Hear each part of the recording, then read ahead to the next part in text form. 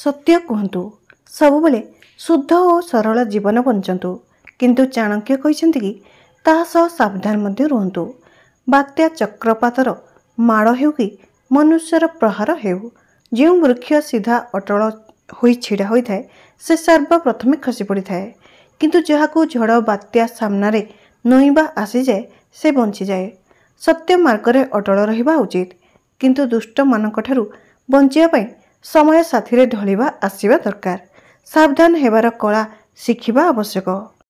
निज शत्रु को क्षमा कर दियंतु किंतु तांको ना केबे भी भूलंतु नहीं।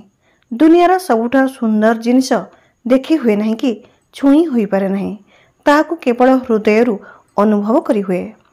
जड़े शत्रु को क्षमा करने सहज होइथाए किंतु जड़े बंधु को क्षमा करने कठिन होइथाए। जेमिति जेमिति बयस बढ़ी थाए सेमिति सेमिति आम दृष्टिकोण मध्य बदली जाइथाए। मनीष सेतेबेले शेष होई न थाए जेबे से हारी थाए, बरं सेतेबेले हारी थाए जेबे से हार मानि नै थाए। सबुठारु बुद्धिमान और सबुठारु मूर्ख लोक केबे बदलती नहीं।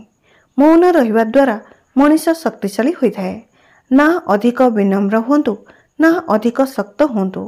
लोकंकु तांको स्वभाव अनुसारे व्यवहार करंतु। तीनोटी जिनिस उपरे आपणक नियंत्रण होइथाए। आपणक विचार, आपणक कल्पना और आपणक व्यवहार। निजर वचनर रक्षा करंतु। प्रत्येक कथारे प्रश्न करंतु, शिखंतु, जवाब दियंतु नहीं। तांको सह बंधुता करंतु नहीं जे आपणक ठारू उत्तम नहंती। प्रकृत बंधु से होइथाए जे सेतेबेले साथी ठिया होइथाए जेबे पूरा दुनिया दूरे देई थाए। मौन हेउची सेही बंधु जे केबे धोखा देई न थाए। मनीष कौनसी जिनिसरे चिंतित हुए नहीं, बरं तार दृष्टिकोण चिंतित होइथाए। जड़े बंधु सह अंधारे चलिबा अपेक्षा एकुटिया आलोकरे चलिबा भल होइथाए। एमिति लोकंक विषय भाबिबा बंद कर दियंतु जहाकू आपण पसंद करंती नहीं। संयम और दृढ़ संकल्प सफलतार चाबिकाठी होइथाए। शत्रु ठारू भी केते गुण अधिक क्षतिकारक होइथाए से निजर व्यक्ति जे निकटतर होई आपणक हृदयर सब भेद जानिने और हसी हसी दुनिया सामने प्रकट करिथाए। भोजन रे कहीं विष मिशा देले हुएत तार चिकित्सा संभव होई पारे किंतु मनरे कहीं विष रखिथिले तार चिकित्सा असंभव होइथाए। कौन आपण जानछन्ति कि जीवनर सबुठारु बड़ धोखा केउठारु मिलिथाए? शत्रु मानक ठारु अबा मित्र मानक ठारु। अधिकांश आमे जाहा उपरे अधिक भरोसा करथांती से ही आम पई सबुठारु बड़ विपदपूर्ण होई पारंती। एहा केवल भावनार नुहे बरं रणनीतिर खेल होइथाए। भावनार जालरे छंदी हेबा आमर सबुठारु बड़ दुर्बलता होइथाए। आमको निज प्रतिक्रिया उपरे नियंत्रण रखिबा उचित। आ प्रत्येक संपर्क रे व्यवहारिक दृष्टिकोण आपणैबा उचित।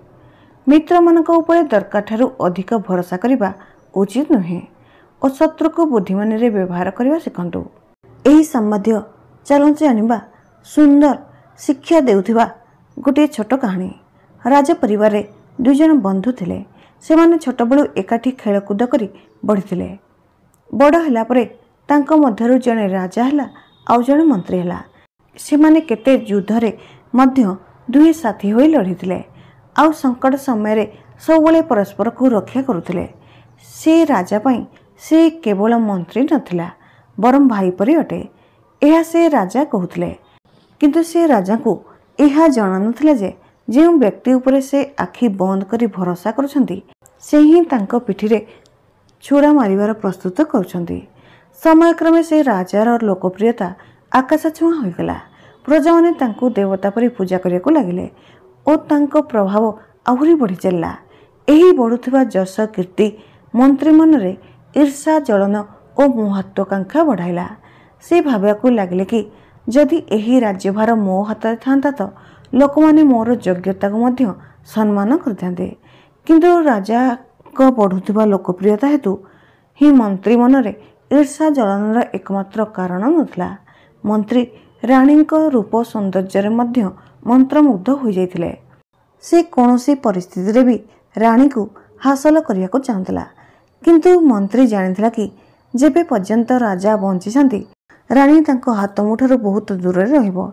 एही लालसा और महत्वाकांक्षा ତାକୁ ରାଜା ବିରୁଦ୍ଧରେ ବଡ଼ ଷଡ଼ଯନ୍ତ୍ର କରିବାକୁ ବାଧ୍ୟ କରିଦେଲା।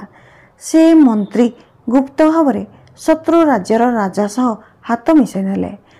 ତାଙ୍କ ଯୋଜନା ମୁତାବକ ରାଜାକୁ ବନ୍ଦୀ କରିବା ପାଇଁ ସେ ଶତ୍ରୁ ରାଜାକୁ ସାହାଯ୍ୟ କରିବ। ତାର ପ୍ରତିବଦଳରେ ମନ୍ତ୍ରୀକୁ ନା କେବଳ ରାଜ୍ୟ ମିଳିବ ବରଂ ରାଣୀକୁ ମଧ୍ୟ ତାଙ୍କ ଅଧୀନ କରିଦିଆଯିବ। ସେ ମନ୍ତ୍ରୀ ରାଜାର ମୁଖ୍ୟ ସୈନ୍ୟମାନଙ୍କ ଭିତରେ ନିଜ ବିଶ୍ୱାସୀ ସୈନ୍ୟକୁ ନିଯୁକ୍ତି କରିଦେଲା ଓ ମହଲରେ ଏକ ଭବ୍ୟ ସମାରୋହ କରିବାର ପ୍ରସ୍ତାବ ଦେଲା। ସେ ରାଜାଙ୍କୁ ବିଶ୍ୱାସ ଦେଲା ଯେ ସମାରୋହ ହେଲେ ପ୍ରଜାଙ୍କ ମନୋବଳ ଓ ଉତ୍ସାହ ଆହୁରି ବଢ଼ିବ। ରାଜାଙ୍କୁ ମନ୍ତ୍ରୀ ଉପରେ ଏତେ ଭରସା ଥିଲା କି ସେ ସବୁ ଦାୟିତ୍ୱ ମନ୍ତ୍ରୀ ଉପରେ ଛାଡ଼ିଦେଲେ। ସମାରୋହର ଦିନ ଉପସ୍ଥିତ ହେଲା। ମହଲ ସାଜସଜ୍ଜାରେ ଚମକୁଥିଲା। ଅତିଥିମାନେ ହସ ଖୁସିରେ ମଜି ଯାଇଥିଲେ ଓ ରାଜା ନିଜ ଦରବାର ଲୋକଙ୍କ ସହ ଖୁସି ଆନନ୍ଦରେ ଉତ୍ସବ ମନାଉଥିଲେ। ରାଣୀ ନିଜ ସୌନ୍ଦର୍ଯ୍ୟରେ ନିଜ ମହଲର ଶୋଭା ବଢ଼ାଉଥିଲେ ଓ ତାଙ୍କ ଏକ ଝଲକ ପାଇବା ପାଇଁ ମନ୍ତ୍ରୀର ଆଖି ଲାଲାୟିତ ଥିଲା। ଯେବେ ଅଧା ରାତ୍ରି ହୋଇଗଲା ସବୁକିଛି ହଠାତ୍ ବଦଳିଗଲା। ରାଜାର ମୁଖ୍ୟ ସୈନିକ ରାଜାଙ୍କୁ ଘେରିନେଲେ। ପ୍ରଥମେ ରାଜାଙ୍କୁ କିଛି ବୁଝାପଡ଼ିଲା ନାହିଁ, କିନ୍ତୁ ଯେମିତି ମନ୍ତ୍ରୀ ଆଗକୁ ବଢ଼ିଲା ଓ ଛଳନାପୂର୍ଣ୍ଣ ହସରେ କହିଲା, ଏବେ ସମୟ ଆସିଯାଇଛି ମହାରାଜ, ଏହି ସିଂହାସନ ଓ ରାଣୀ ଦୁଇଟିଯାକ ମୋହର ହୋଇଯିବା ପାଇଁ। ରାଜାଙ୍କୁ ଏହା ଆଦୌ ବିଶ୍ୱାସ ହେଉନଥିଲା କି ତାଙ୍କର ସବୁଠାରୁ ନିକଟତର ବନ୍ଧୁ ତାଙ୍କୁ ହିଁ ଧୋକା ଦେବ। କିନ୍ତୁ ଏବେ କିଛି ବି କରିବାକୁ ସମୟ ନଥିଲା। ରାଜାଙ୍କୁ ବନ୍ଦୀ କରି ନିଆହେଲା ଓ ମନ୍ତ୍ରୀ ତୁରନ୍ତ ସିଂହାସନ ଉପରେ ନିଜର କବଜା କରିନେଲା।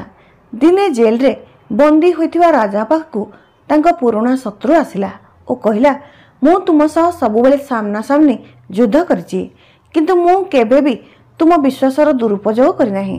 ତୁମକୁ ମୋତେ ବିପଦ ଥିଲା, କିନ୍ତୁ ଦେଖ ତୁମର ସବୁଠାରୁ ବିପଦ ତୁମ ବନ୍ଧୁ ହେଲା। ଶତ୍ରୁ କେବେ ବି ତାର ଘୃଣା ଲୁଚାଇ ପାରିନଥାଏ, କିନ୍ତୁ ବନ୍ଧୁର ଛଳନା ଅଧିକାଂଶ ଦେଖାଯାଏ ନାହିଁ। ଭାବନାରେ ବହିଯିବା ମଣିଷର ସବୁଠାରୁ ବଡ଼ ଦୁର୍ବଳତା ହୋଇଥାଏ। ବନ୍ଧୁତା, ପ୍ରେମ ଓ ଘୃଣା ଏସବୁ ହେଉଛି କେବଳ ଭାବନା। କିନ୍ତୁ ଯଦି ଆମେ ସବୁ ପରିସ୍ଥିତିକୁ କେବଳ ଭାବାତ୍ମକ ନଜରରେ ଦେଖିବା ତ ଆମେ ସତ୍ୟକୁ କେବେ ବୁଝିପାରିବା ନାହିଁ। ଆପଣଙ୍କ ଜୀବନର ସମସ୍ୟା ଆପଣଙ୍କ ନିୟନ୍ତ୍ରଣରେ ନାହିଁ, କିନ୍ତୁ ଆପଣଙ୍କ ପ୍ରତିକ୍ରିୟା ସବୁବେଳେ ଆପଣଙ୍କ ହାତରେ ଅଛି। ଏଥିପାଇଁ ଯେବେ ସମ୍ପର୍କର କଥା ଆସୁଛି ତ କେବଳ ଭାବନାର ଆଧାରରେ ନିର୍ଣ୍ଣୟ ନେବା ବଦଳରେ ବୁଦ୍ଧିମାନୀ ଓ ସଂଯମର ସହ କାମ କରିବା ଜରୁରୀ ହୋଇଥାଏ। ବନ୍ଧୁତାର ସମ୍ପର୍କରେ ଆମକୁ ଏହା ଧ୍ୟାନ ଦେବା ଆବଶ୍ୟକ କି ପ୍ରତ୍ୟେକ ବ୍ୟକ୍ତି ନିଜ ମହତ୍ୱାକାଂକ୍ଷାରେ ବନ୍ଧା ହୋଇଥାଏ। ଯଦି କେହି ଆପଣଙ୍କ ସହ ଆଜି ବନ୍ଧୁତା କରୁଛନ୍ତି ତ ଏହାର ଅର୍ଥ ନୁହେଁ କି ସେ ସବୁବେଳେ ଆପଣଙ୍କ ଭଲ ପାଇଁ ହିଁ କାମ କରିବେ। ଶତ୍ରୁମାନଙ୍କର ଉଦ୍ଦେଶ୍ୟ ସଫା ସଫା ଜଣା ପଡ଼ିଯାଇଥାଏ। ସେ ତାଙ୍କ ଘୃଣା ଓ ବିରୋଧ ଖୋଲିକରି ଦେଖାଇଥାନ୍ତି। ଶତ୍ରୁମାନଙ୍କୁ ଘୃଣା କରନ୍ତୁ ନାହିଁ, ବରଂ ସେମାନଙ୍କଠାରୁ ଶିଖନ୍ତୁ। ବନ୍ଧୁତାର ଅର୍ଥ ଏହା ନୁହେଁ କି ଆପଣ ସବୁ କଥାରେ ଭରସା କରିନେବେ। ନିଜ ଯୋଜନାକୁ କହିବା ସମୟରେ ସାବଧାନ ହୁଅନ୍ତୁ।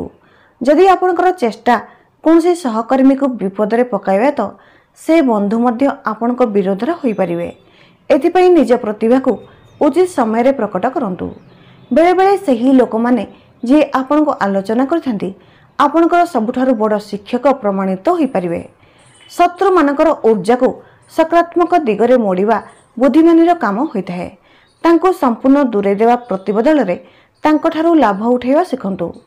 ସମ୍ପର୍କରେ ସବୁବେଳେ ସଚ୍ଚୋଟତା ଜରୁରୀ ହୋଇଥାଏ, କିନ୍ତୁ ସାବଧାନ ରହିବା ବି ସେତେ ମହତ୍ତ୍ୱପୂର୍ଣ୍ଣ ହୋଇଥାଏ। ନିଜ ଭାବନାକୁ ନିୟନ୍ତ୍ରିତ କରନ୍ତୁ ଓ ପ୍ରତ୍ୟେକ ମଣିଷକୁ ତାଙ୍କ ସୀମା ପର୍ଯ୍ୟନ୍ତ ବୁଝନ୍ତୁ। ଯେଉଁ ବନ୍ଧୁଙ୍କ ଉପରେ ଅଧିକା ଭରସା କରିବେ ସେ ଈର୍ଷା, ଜଳନ ଓ ମହତ୍ୱାକାଂକ୍ଷା ଯୋଗୁଁ ତାଙ୍କ ବିରୋଧରେ ହୋଇଯିବେ। ଶତ୍ରୁର ବିରୋଧ ସାମ୍ନା ଓ ସିଧା ହୋଇଥାଏ, କିନ୍ତୁ ବନ୍ଧୁର ଜଳନ ଲୁଚି ରହିଥାଏ। ବୁଦ୍ଧିମାନ ସେ ଅଟନ୍ତି ଯିଏ ଏହି ଫରକକୁ ବୁଝିପାରନ୍ତି ଓ ସମସ୍ତ ସମ୍ପର୍କକୁ ଉଚିତ ରଣନୀତିରେ ସମ୍ଭାଳିଥାନ୍ତି। ସଫଳତାର ଅର୍ଥ କେବଳ ଆଗକୁ ବଢ଼ିବା ନୁହେଁ, ବରଂ ଏହା ବୁଝିବା କି କେବେ ଓ କାହା ସାଥିରେ ପାଦ ବଢ଼ାଇବାର ଅଛି। ପ୍ରତ୍ୟେକ ସମ୍ପର୍କକୁ ଭାବାତ୍ମକ ନୁହେଁ, ବରଂ ରଣନୀତି ଦୃଷ୍ଟିରୁ ଦେଖନ୍ତୁ। ନିଜ ଭାବନାକୁ ନିୟନ୍ତ୍ରଣରେ ରଖନ୍ତୁ ଓ କେବଳ ଉଚିତ ସମୟରେ ପ୍ରତିକ୍ରିୟା ଦିଅନ୍ତୁ। ପ୍ରତ୍ୟେକ ମଣିଷର ସ୍ୱଭାବକୁ ବୁଝନ୍ତୁ, ସେ ମିତ୍ର ହୁଅନ୍ତୁ କି ଶତ୍ରୁ ହୋଇଥାନ୍ତୁ। ପ୍ରତ୍ୟେକ କଥାରେ तुरंत प्रतिक्रिया दियंतु नहीं। उचित समय प्रतीक्षा करंतु और सेतेबेले निष्पत्ति नियंतु। जीवन में सफलतार रास्ता केवल परिश्रम नुहे बरं संयमता, कूटनीति और उचित संपर्क तुलेबार कलारे होता है। दरकार ठारू अधिक भरोसा करिबा मूर्खता अटे और संपर्क को रणनीति रे संभालिबा बुद्धिमानी होता है। मने रखंतु, शत्रु को भय करंतु नहीं बरं तांको ठारू शिखिबा जरूरी होता है और बंधु मानक सह मध्य सावधान रुहंतु, हेले तांको महत्वाकांक्षा आपनको स्वप्न को भांगी परिबे नहीं। संयमता, बुद्धिमता और उचित निर्णय रे आमे आम जीवन को सुंदर और सुरक्षित करि परिबा। आपनको आजिर भिडियोटी भल लगिले please like, comment, share and subscribe करंतु।